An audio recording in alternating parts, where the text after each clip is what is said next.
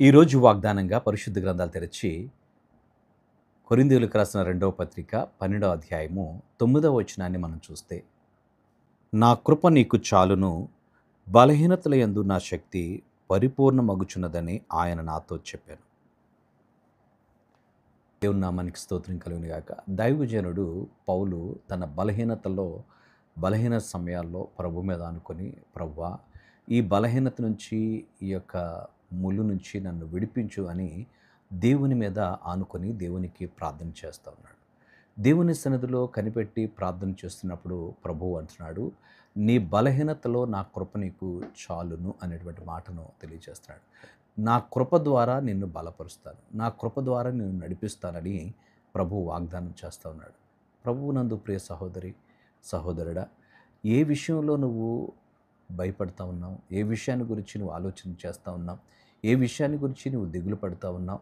పౌలు కూడా దేవుని సన్నిధిలో ముమ్మారు ప్రార్థించాడు, ప్రభువా ఈ బలహీనత నుంచి నన్ను విడిపించిన ఆయన, రాత్రి అయితే నాకు ఇబ్బంది అవుతుంది, నడవటానికి కొంచెం కష్టం అవుతుంది అని దేవుని సన్నిధిలో ప్రార్థించినప్పుడు, నా కృప ద్వారా నిన్ను బలపరిచి నడిపిస్తానన్నాడు. క్రీస్తు యేసునందున్న కృప చేత బలవంతుడు కమ్ము అని భక్తుడు తెలియజేశాడు. కనుక దేవుని కృప మనల్ని బలపరిచేది. నీ బలహీనమైనటువంటి పరిస్థితుల్లో ఆయన కృప నిన్ను బలపరిచి నడిపించేటువంటిదిగా ఉంది. కనుక దేవునికి సంపూర్ణంగా మనం అప్పగించుకున్నప్పుడు, దేవాది దేవునికి మనం మన జీవితాన్ని అప్పగించి ఆయన సన్నిధిలో కనిపెట్టినప్పుడు, ఆయన మీద మనం ఆనుకున్నప్పుడు దేవుని కృపకు మనం పాత్రలవుతాం. ఆయన కృప మనల్ని బలపరిచి దృఢపరిచి నడిపించేటువంటిది.